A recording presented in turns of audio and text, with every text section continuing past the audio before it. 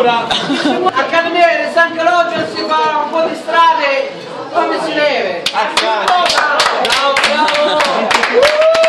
Allora, io ho parlato già con il progetto. Allora, i soldi ce ne penseranno un pochettino la banca, 60.000 euro. Se vinceremo, Se vincessimo! ma veniamo tutti qua a mangiare tutti qua. Poi facciamo una cena come stiamo facendo noi adesso, facciamo doppia cena. E però la prossima volta non venite con le macchine, metti il pullman da... Una cosa ragazzi. Stupendolo!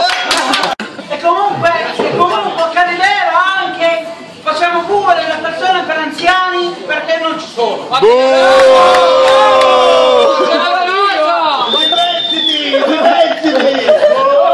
Fai schifo! Sono andata a casa! Fuori! Fuori! Fuori! Fuori! Fuori! Fuori! A chi? Oh sì, te comoda! Spero che lei è cornuto! Oh! Comunque San Calogero, dai! Sindaco cornuto!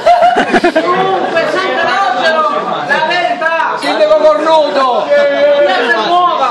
È vero che si parla della posta Calimera? Aspetta. Comunque con queste cene che non pagare sempre con queste cose di Canniere di San Calogero, la gente non possono venire qua e ogni morso pagare con San Calogero, perché non si può andare solamente avanti in questa maniera. La scuola media a San Calogero e San Calogero è tutta rovinata. Bravo, bravo! Tutta la colpa ce l'ha tutto Mazzeo. Però adesso noi che se magari metti il sindaco il comune si va avanti. Bravo, Si continua, si migliora.